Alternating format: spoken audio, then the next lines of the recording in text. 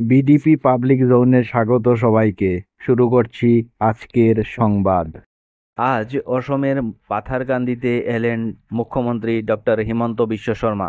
দিনের শুরুতেই তিনি উদ্বোধন করেন নবনির্মিত বিজেপি পাথারকান্দির মণ্ডল অফিস। এরপর মুন্ডমালা খেলার মাঠে অনুষ্ঠিত এক বিশাল জনসভায় যোগ দেন মুখ্যমন্ত্রী।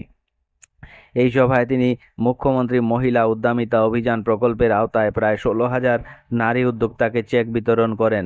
নারীর স্বাবলম্বনকে সমাজের অগ্রগতির অন্যতম চাবিকাঠি বলে মন্তব্য করেন মুখ্যমন্ত্রী। তাছাড়া জনস্বাস্থ্য সেবা প্রসারে ঘোষণা করেন, খুব শিগগিরই এলাকায় চালু হবে 125টি মোবাইল মেডিকেল ইউনিট, যা গ্রামীণ মানুষের দোরগোড়ায় পৌঁছে দেবে জরুরি চিকিৎসা সেবা। অনুষ্ঠানকে কেন্দ্র করে ছিল কড়া নিরাপত্তা ব্যবস্থা। উপস্থিত ছিলেন বিজেপির শীর্ষ নেতারা দিলীপ শইকিয়া, পীযূষ হাজারিকা ও জয়ন্ত মল্ল বড়ুয়া।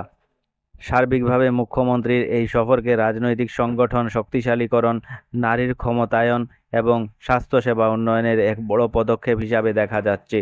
বরপেটা জেলার হাউলিতে আটক করা হলো 13 জন রোহিঙ্গিয়াকে। স্থানীয়রা তাদের আটক করে পুলিশের হাতে তুলে দেন। জানা গেছে, পুলিশ প্রশাসনের চোখে ধুলো দিয়ে 2012 সালে ভারতে প্রবেশ করে জম্মুতে কর্মরত ছিল ওই 13 জন রোহিঙ্গিয়া। জম্মু থেকে তারা ফের বাংলাদেশের ক্যাম্পে প্রত্যাবর্তনের জন্য রওনা হয়েছিল। নয়াদিল্লি থেকে রেলে গুয়াহাটি পৌঁছে বাংলাদেশে পাড়ি দেওয়ার পরিকল্পনা ছিল তাদের। সে অনুসারে তারা বড়পেটা রোড রেল স্টেশন থেকে নেমে সেখান থেকে টেম্পোতে করে গুয়াহাটি যাওয়ার পথে হাউলিতে স্থানীয়দের সন্দেহ হয়। জিজ্ঞাসাবাদে ফাঁস হয় তাদের পরিচয়। এদিকে ঘটনার খবর পাওয়ার সঙ্গে সঙ্গেই ভিড় করেন সাংবাদিকরা। সংবাদ মাধ্যমের সামনে সব কথা খুলে বলেন রোহিঙ্গিয়ারা। এরপর হাউলি থানার পুলিশ ঘটনাস্থলে পৌঁছে রোহিঙ্গিয়া দলটিকে আটক করে থানায় নিয়ে যায়। বাংলাদেশ থেকে অবৈধ অনুপ্রবেশকে যারা সহায়তা করছেন, এদের মধ্যে রয়েছে অনেক হিন্দুও, এমনটাই জানালেন মুখ্যমন্ত্রী হিমন্ত বিশ্ব শর্মা। ইমিগ্রেশন এক্সপ্যানশন অ্যাক্টের সাহায্যে সরকার এখন অনেক বেশি পরিমাণ বিদেশিদের পুশব্যাক করছে এবং এই প্রসঙ্গে প্রশ্ন করলে তিনি জানান, এদের অবৈধভাবে ভারতে ঢুকতে সাহায্য করছে কিছু পাচারকারী চক্র এবং এদের মধ্যে রয়েছে অনেক হিন্দু।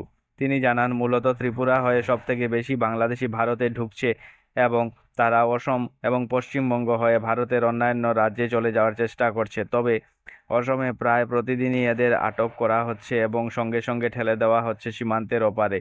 তিনি বলেন, আমরা প্রায় 200 জন লোককে আটক করেছি যারা বাংলাদেশিদের ভারতে ঢুকতে সাহায্য করেছে।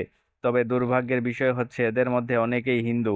আমাদের ব্যক্তি স্বার্থের ঊর্ধ্বে উঠে দেশের স্বার্থেও ভাবতে হবে, এটা না হলে সমস্যার সমাধান করা কঠিন। বেহাল ও কাদামাখা রাস্তায় ফেসে যাচ্ছে গাড়ি। একটি গাড়ি ফেসে যাওয়ার পর উভয় পাশে ঘন্টার পর ঘন্টা দাঁড়িয়ে থাকছে গাড়ির লাইন। সময় মতো পড়ুয়ারা যেতে পারছে না নিজ স্কুলে। নির্দিষ্ট সময়ে পরীক্ষায় উপস্থিত হওয়াও সম্ভবপর হচ্ছে না। এছাড়া অসুস্থরাও রাস্তায় আটকে পড়ে ছটফট করছেন। এভাবে কালীবাড়ি হাইলাকান্দি পূর্ত সড়কের বেহাল অবস্থার জন্য ক্ষোভে ফুঁসছেন সোনাইছড়া, রাখালবস্তি সহ বিভিন্ন গ্রামের ছাত্রছাত্রীরা। এদিন রাস্তায় আটকে পড়া বিভিন্ন স্কুলের ছাত্রছাত্রীরা জানান, 3-4 বছর থেকে রাস্তা নির্মাণ চলছে টালবাহানা। জনপ্রতিনিধিরাও এ ব্যাপারে পালন করছেন নীরব ভূমিকা। কয়েকদিন আগে বেহাল রাস্তার জন্য কালীবাড়ি থেকে হাইলাকান্দি যাওয়ার পথে একটি অটোরিকশা দুর্ঘটনার কবলে পড়ে আহত হয়েছিলেন সনবিলের বেশ কয়েকজন। এভাবে ঝুঁকি নিয়ে চলছে ছোট বড় যানবাহন।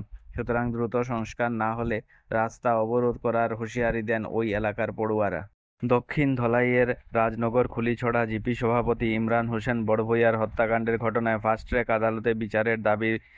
প্রয়াত ইমরান হোসেন বড়ভূঁইয়ার ছেলে কেফায়েত ইসলাম বড়ভূঁইয়া ছোট ভাই নাবিক হোসেন বড়ভূঁইয়াকে সঙ্গে নিয়ে মুখ্যমন্ত্রী হিমন্ত বিশ্ব শর্মার দ্বারস্থ হন বরাক ডেভেলপমেন্ট পরিষদের চেয়ারম্যান হিফজুর রহমান লস্কর। ইমরানের ছেলের মাথায় হাত বুলিয়ে পরিবারের প্রতি খেয়াল রাখবেন বলে জানান অসমের মুখ্যমন্ত্রী হিমন্ত বিশ্ব শর্মা। উল্লেখ্য, ইমরান হত্যাকাণ্ডের ঘটনায় তার স্ত্রী রীনা বেগম লস্কর ও বিজু লস্করকে গ্রেফতার করে আদালতে পেশ করে পুলিশ। অপারেশন সিন্দুরের পর প্রথমবার এক মঞ্চে দেখা গেল যুযুধান দুই পড়শি দেশের প্রধানমন্ত্রীকে। রবিবার এসসিওর বৈঠকের শুরুতেই দেখা গেল এক সারিতে দাঁড়িয়ে ছবি তুলছেন প্রধানমন্ত্রী নরেন্দ্র মোদী এবং পাক প্রধানমন্ত্রী শাহবাজ শরীফ। তবে একে অপরের থেকে বেশ কিছুটা দূরে ছিলেন তারা। 25তম এসসিও বৈঠকে যোগ দিতে শনিবার প্রধানমন্ত্রীর বিশেষ বিমান পৌঁছায় চীনের তিনজিয়ান শহরে।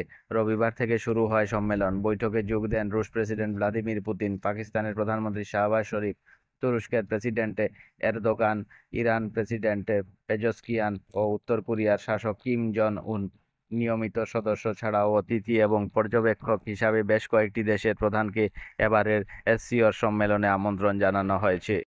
ফের বড় দুর্ঘটনা উত্তরাখণ্ডে। প্রবল বৃষ্টির জেরে ধস নামল পিথোরগড়ের ধৌলিগঙ্গা বিদ্যুৎ প্রকল্পে।